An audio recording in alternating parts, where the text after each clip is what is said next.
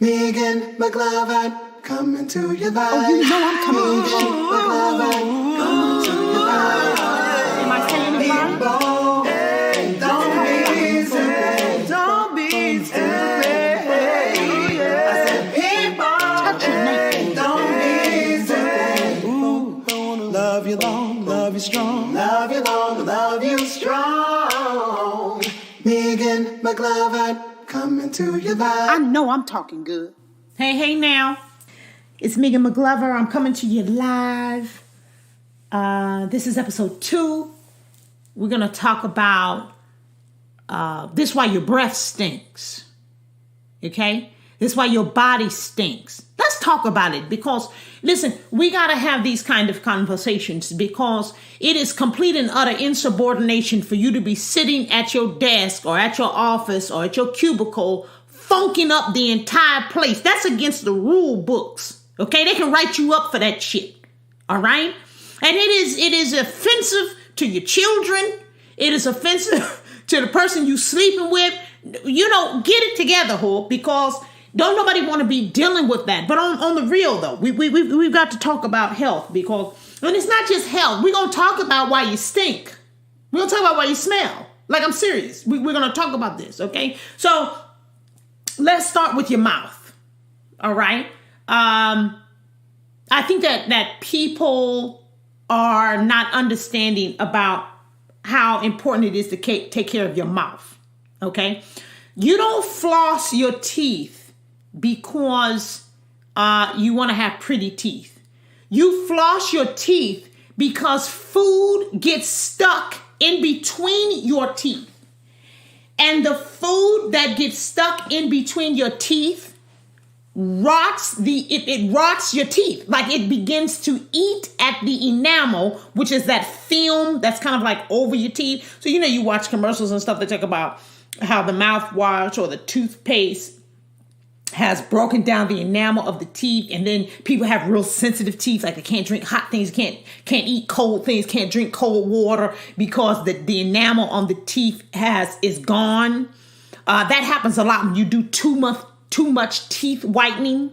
The enamel on your teeth will start to break down. And that's that little covering. It's like a coating that protects the actual calcium of the tooth, right? So the food does the same thing. So when you have food stuck in between your teeth, greens, meat, hot dogs, penne soup, all that kind of stuff, I'm literally have my fingers in between my teeth.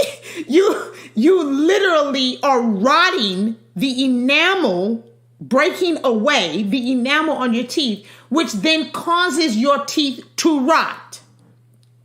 When your teeth begin to rot in your mouth, then obviously cavities come. Cavities are also caused by sugary foods being left on top of your teeth. Okay, so all that sugar and stuff like that when you don't brush your teeth. So if you have some sugar and stuff like that, and you don't brush your teeth, piece of candy or whatever, and like caramel's a good example, and you don't brush your teeth, it just literally sits on your tooth and begins to break down the tooth in and of itself. Am I making sense here? Okay, so here's the thing. You need to brush your teeth. You need to use mouthwash because the mouthwash it loosens any food particles that are stuck that flossing could not get to. You understand? So you use the mouthwash. You swish it around real good. If you don't want to use mouthwash, you can use warm salt and water or a little warm water with a little baking soda. You can swish that around. Brush your teeth. It would be good if you brush your teeth after every meal, but sometimes that's not possible. But at least, for God's sake, he died on the cross so that you could brush your teeth in the morning, come on, touch your neighbor, and at night. It's no excuse. Oh, my God. I feel like cutting the podcast at night. It's no excuse, people, please, all over the world. You should be brushing your teeth when you get up in the morning and before you go to bed at night. Please don't let Jesus have died on the cross in vain. Okay? That's the least you could do. And I'm going to say this. Please always go to the dentist. Going to the dentist is not a luxury. It's a necessity. Okay? We are not in the 1400s. The dentists are readily available. They are just as available as gas stations. Oh, I'm talking good today. Just like you need to get gas in your car, you need to take your mouth to the dentist. So take them last little 7 teeth that you have and take them to the dentist hole so that you can keep them last 7. It is imperative that you go to the dentist.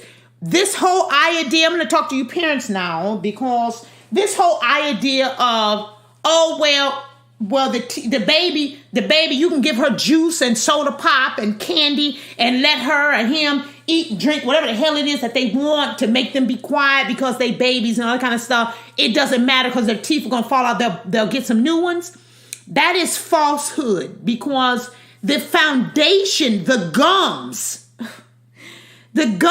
and the bones in the face and the mouth are what create the new batch of teeth, right?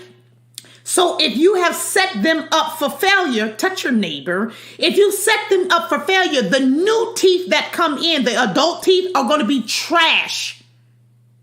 You cannot allow your children to have juice and candy and all this kind of stuff just because they have baby teeth. That's not good enough. You are literally, it's like building a house, okay? If the foundation on the ground is no good, it doesn't matter if you go to a different Home Depot versus Lowe's versus whatever to get your wood. The foundation in and of itself is still trash. Okay, so you have to fix the foundation first. Please, for God's sake, make sure that your children are being set up to win, not to fail. Don't give them a bunch of candy and all that crap thinking that, oh, these teeth are going to fall out and they're going to get a new set. They're going to build a new house on crappy ground. Okay? So take yourself to the dentist, take your children to the dentist. Let me explain the digestive system. We talk about the mouth, okay? We've talked about the mouth. Now let's talk about the digestive system, because this is why you stink. I'm going to tell you right now, this is why you smell. The digestive system, in its simplistic terms, okay, its most simplistic terms, starts with your mouth, right? Because you eat your food in your mouth. Now, of course, people that, have other issues that eat food through their stomach and all that, we're not talking about that. We're talking about those of us who just, digest food through the mouth, okay? The digestive process starts in your mouth when you start to chew, okay? Saliva glands, when you start to chew, right? Then saliva starts to form, right? You start to salivate, okay? Just like when you think about something you want to eat and your mouth starts getting juicy, okay? It's that's the digestive juice. It starts to form. It moistens your mouth, obviously, and then it moistens the food, which makes it go down easier through the esophagus, okay, through your throat, which goes into your stomach, okay? This is why sometimes you might say, "Oh, honey, that's dry. Let me get some water. This piece of chicken is real dry. Let me get some water," okay? So the saliva is like water, if you will. It doesn't take the place of water. Now, careful now, but it is like water, kind of helping the food go down through the esophagus into the stomach. Okay. Saliva has enzymes that break down the starches in your food. So the saliva actually helps break down. It starts to help break down the food as it goes into your stomach. Okay. The digestive system is made up of gastrointestinal tract. Okay. It's called the gastrointestinal tract. It's also called the GI tract or the digestive tract. It is the liver, the pancreas, the gallbladder. It is a series of hollow, meaning like empty tubes, okay? Hollow organs joined in a long, twisted tube from the mouth to the anus. That's the booty, okay? The hollow organs, or hollow tubes, if you will, that make up the GI tract, the gastrointestinal tract, are the mouth, the esophagus, the stomach, the small intestines, the large intestines, and the anus. These are all kind of like tubes, if you will, that kind of connect together, almost like a subway train station. You know what I mean? Like an underground tunnel. That's what I want to say. Like a tunnel. Okay. The liver, the pancreas, the gallbladder, they're solid. The liver and the pancreas and the gallbladder are more of solid organs in the digestive tract. Okay. So they're not hollow. They're more solid. The small intestines has 3 parts. It includes, it has 3 parts. It's really, really long. The large intestine includes the appendix, the colon, the rectum, all that other stuff. Okay. After the intestines is the colon, and then there is the rectum. It's all attached. All right. So now let me help you. The body does not exist and or function off of prayer. Okay. So just because you pray, dear Jesus, now I lay me down to sleep, I pray the Lord my soul to keep. It does not mean that that's how your body functions. Okay. I'm not saying that God doesn't hear your prayer. I'm saying to you that the body, regardless of what your grandmother said, I'm not calling your grandmother a liar, but she's close. Okay. The body does not function off of prayer. The body functions off of nutrients. Okay. These nutrients come from your food, and it comes from what it is that you drink. You have to drink and eat properly in order to stay healthy. That's just what it is. There is no other way to explain it. It does not matter how much you pray. This has nothing to do with your spirituality. It has nothing to do with any of that. What you put into your body, what you ingest, is either going to make you a more healthy person or not. Period. I don't care if you do Reiki over your food. I don't care if you put crystals in the middle of it. I'm telling you that the proteins, the fats, the carbohydrates, the vitamins, the minerals, the water, those are nutrients that come from what you ingest. Your digestive system breaks nutrients down into small particles, like small enough for your body to absorb them and make them into energy. Okay. So this is why when you eat, this is why you have comatose, when black folk eat too much food on Thanksgiving, the first thing that happens is you take a nap. Why? Because your body, it has a lot to do with eating too much as well, but we're not going to talk about that right now. Well, I guess I could say a little bit. Basically, when you eat too much food, okay, the reason why you're eating too much food is the mind. You know how you heard the saying, your mouth is bigger than your stomach? What that means is that when you're looking at the food, your brain is telling you, oh my God, I'm so hungry. But it takes time for the body, the stomach, to process and break down the food, then send a signal back into your brain that, yes, I am full. So the reason why it's bad to eat too fast is because when you eat too fast, you don't give the stomach enough time to digest the food and send the message to the brain, I've had enough.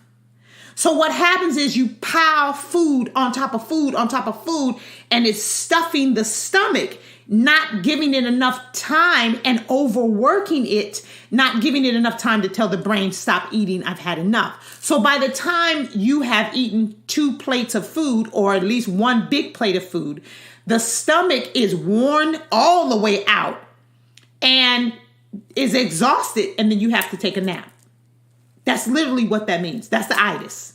That's itis. That's what itis means. Okay? So food is how your body gets energy. If you eat food that gives you energy, you feel more energetic. If you eat food that is heavy and weighs a lot and it's starchy and all this other kind of stuff, it will weigh you down. Okay? Cellular growth and cell repair comes from the energy and the nutrients in the food.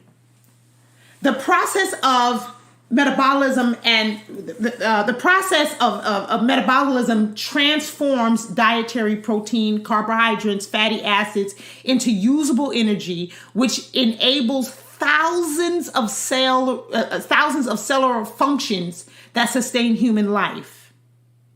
Okay? Damaged cells, such as wounded skin tissues, stuff like that, are repaired by vitamin C because the lives of cells themselves are finite, meaning cells die off all the time.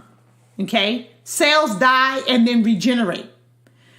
But just like I was talking about the teeth, you still need a good foundation for the cells to be reborn in. Okay? So cells continually die off and are being replaced with new cells. But what kind of foundation and or environment are these cells being reborn in? Okay? Can you change the environment in which they are being reborn in to elongate the lives of these cells? Am I talking good or what? Okay? So you need to supply, because these cells are constantly dying off, you need to supply the body with essential nutrients every single day because your cells are constantly dying off. So you need to constantly regenerate newer cells in a more healthy environment. New research, if that's what you want to call it, new research basically that has not been shared with the general public for centuries shows that proteins are broken down into amino acids. Fats are broken down into fatty acids. Carbohydrates are broken down into sugars. These type of things done in the right way, the right proportions, can literally make you live longer and make you live a healthier life. So all these little ads that we constantly see on TV about skin rejuvenation and body rejuvenation and weight loss and all this other stuff, really all it comes down to is the food that you're eating. Okay? This is something that a lot of people don't know, and it fascinates me when I say it, and like, we're having a conversation, you're having a conversation with your friend or whatever, and you start talking about food and this and the other, and you just look at a person's face when you start talking about the intestines. The small intestines is about 20 feet long. So I don't care if you're 5 feet tall or you're 7 feet tall. The small intestines is about 20 feet long. The large intestines is about 5 feet long. I know it sounds backwards, but I didn't say that incorrectly. The small intestines is 20 feet long. The large intestines is about 5 feet long. So take a measuring tape and go outside, okay, and mark out 25 feet. Okay, so get your measuring tape and mark out. Start from here, right here, and then go down 25 feet and mark it. And every day, put some food. Every day, put some food at the beginning of the marking, and then the next day you put another meal, and then the next day you put another meal, and then the next day, so forth and so on. Okay, and when you boo-boo, okay, when you listen to me now, I'm trying to help you. When you boo-boo, go to the first meal. So put your first meal down. When you boo-boo, you take about half of that meal out and throw it in the trash. And then the next time you boo-boo, I don't know if it's going to be that same day or the next day or 2 days. Because some of you people ain't moving your bowels for 2, 3, 4, 5 days. Oh, yeah, I know. I know about it. Okay? I don't know about it for myself, but I know about it, the people that are doing it here. Chock full of shit. Okay? Go ahead. So the next 2 or 3 days, however long it takes you to boo-boo, go back to the original half of that first half of that first meal. Take that out, and then maybe a quarter or a third of that second meal and take that out. And keep going throughout the days. And you let me know what that food looks like at 98.6 degrees. You let me know what that food looks like after 3 and 4 and 5 days sitting outside. It is just that literal. That's how literal it is. your body stays at about 98.6 degrees on just a regular day. You are eating a bunch of different foods, whether it's chicken, whether it's soup, whether it's sandwiches, whatever it is. And if you are not properly flushing your food and getting the nutrients that you need out of it and flushing the rest of it, the food inside your body is rotting. This is why you stink, ho. That's what I'm trying to tell you. This ain't a joke. It's real. Have you ever watched the show Hoarders? And then you open up a refrigerator. You open up a refrigerator that ain't been working for I don't even know how many years. People have been hoarding and got that refrigerator. Electricity ain't been off. And they got food that's been stuck in there. Oh, God. Ooh, that's what's going on inside of your stomach. And I know it's nasty, but this is what I'm trying to tell you. Okay? When you are not boo-booing on a regular basis, and let me let you know what a regular basis is. You're really supposed to boo-boo after every meal. If not, you should definitely be boo-booing at least 2 times a day. If you are not, you got real problems, ho. And I don't care if your mama, oh, well, no, we don't boo-boo in our family. Your whole family's full of shit. That's what I'm trying to tell you, okay? Jaundice. Everybody probably got a yellow undertone under their skin color. I'm telling you, it's not normal. I don't care if that's what's been going on with your mama and your daddy and your grandma. And it is not a normal function of the human body to not eliminate waste. You should be boo-booing on a daily basis. Okay? If you are not boo-booing on a daily basis, it is because you are not eating enough roughage. What is roughage? Roughage is raw vegetables, not canned vegetables, not boiled down to nothing vegetables, not greens with hog maw and turkey neck and chicken back and all that kind of shit. Raw vegetables. So we're talking about salad. We're not talking about salad from Zaxby's. We're not talking about salad that has been drenched in so much salad dressing that you might as well be eating dressing soup. We're not talking about that. We're talking about crisp, fresh, raw, maybe lightly sauteed, maybe vegetables. What happens is when you eat these raw vegetables, the roughage, remember I told you that a lot of your digestive tract, the majority of your digestive tract is hollow. What does that mean? That means when you eat roughage, I wish you guys could see my hands right now, it is scraping down the sides of the tubing. As it goes down, it literally is scraping down the sides of the tubing, getting all the stuff, the starch and the meat and all that has been stuck to the sides of the tubes. It's forcing it and scraping it to come on down so that it can go down into the digestive tract and turn into boo-boo. If not, it becomes stuck on the walls of these hollow tubes, thus causing all kinds of horrible smells and horrible digestive diseases like cancer. And there are some people that have had the colon has been messed up and the intestines has been eaten out so bad by rotten food that they have had to cut parts of the intestines and the colon and literally sewn it back together. Taking the part that has rotted out and sewn it back together. People, please. This comes from food rotting inside of the stomach and or the colon, the intestines. Okay, this is why roughage is necessary. Water, a half a gallon to a gallon of water a day without them stupid fillers. Okay, them little lemonade fillers and all that kind of stuff. You ain't fooling nobody, ho, because by the time you put all that stuff into your water, it's no longer good. It's no longer water. Okay, those sugary fillers and stuff like that, they're not helping you. Just plain old fashioned. You should be drinking spring water. We'll talk about the pineal gland at some point, but good old fashioned spring water helps to flush, and it helps the pineal gland. But water helps to push down that food out of your colon and out of your intestines. How to cook your food. Please stop overboiling your food. I know that listen, I'm going to tell you the truth. The reason why we used to boil our food down so hard is because we had to, okay?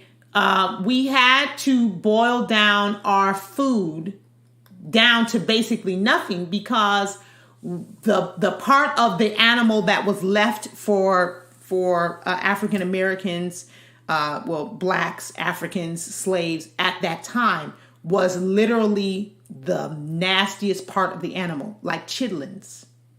Okay, so the reason why it is customary for our culture to cook our food so hard is because that's what we did in order to get rid of the disease.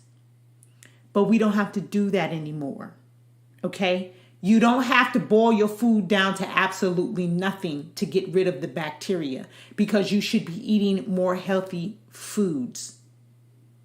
Okay? Everything that you eat, you don't have to treat broccoli like you treat chicken. Okay? When you fry chicken, you fry it down to nothing, right? Okay.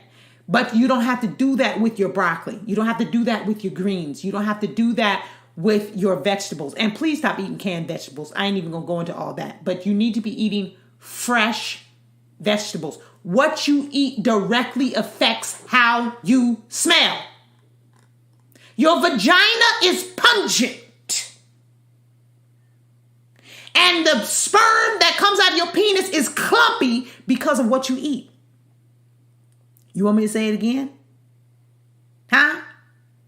Too much sugar in your what you eat causes yeast infections, especially if you're diabetic or pre-diabetic. Caffeine, too much alcohol, too much artificial sweeteners, that stuff you put in your water because you think it's cute. It's bad for your bladder. It messes up your urine. Too much red meat causes the funk. Too much hormone-infested chicken causes the funk, along with so many other things that it causes, okay? Water keeps your membranes lubricated. It dilutes odor, okay? It keeps you from being funky, clotted up funky, okay? And a healthy diet helps with depression. Literally, if you were to eat more healthy, it would help with depression. If you ate less hormone-infested meat, it would help with depression. We'll talk about all the hormones that's in meat that actually affects. Do you know that they did research about raw meat versus cooked meat and stuff like that in prison? They did this a long time ago, and the effects are, I'm telling you, it will throw your tail for a loop. But eating healthy, it helps with depression. It helps with hair growth, hair loss, acne, sex drive. It helps with the way your mouth smells, your bad breath. Okay? So what can you do? Let's talk about it. What can you do? Because we always talk about what you can't have, what you can't have, what you can't have. Let's talk about what you can't have. Green tea. Okay? Green tea, people sleep on green tea. If you notice, a lot of the Asian communities, Asia in and of itself, Asia, which, as I don't know if you know, but as you know, Asia used to be a part of Africa. Actually, it still is a part of Africa, but it was separated by colonialism, blah, blah, blah, blah, blah. But anyways, Asia, people in Asia culture drink a lot of green tea. They drink a lot of tea and they drink a lot of green tea. The caffeine in green tea, which is really better than coffee. I don't drink coffee at all. Well, actually, I don't drink caffeinated tea at all. But anyways, that's another story. I don't drink it because it makes my heart beat too fast and I feel like I'm like getting nervous or I feel like I want to go run 10 miles. But and I just don't need caffeine. Everybody doesn't need caffeine. But if you do need caffeine, drink green tea because the caffeine in the green tea helps with PMS. And it also fights off E. coli bacteria. Whole grain vegetables rich in fiber help the colon. It helps keep the body clean. Apples, red, green, Fuji apples. I love a Fuji apple.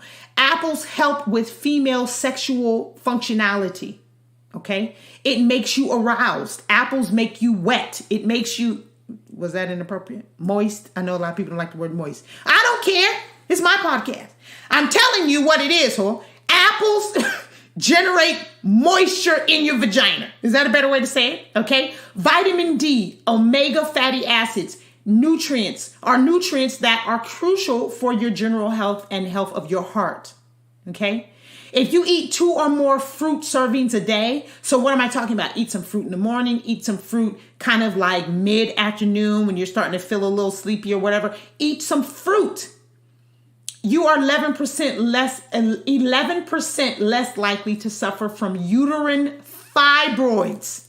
Hello, fibroids. Oh, we sure enough gonna talk about fibroids. I got something to say about that.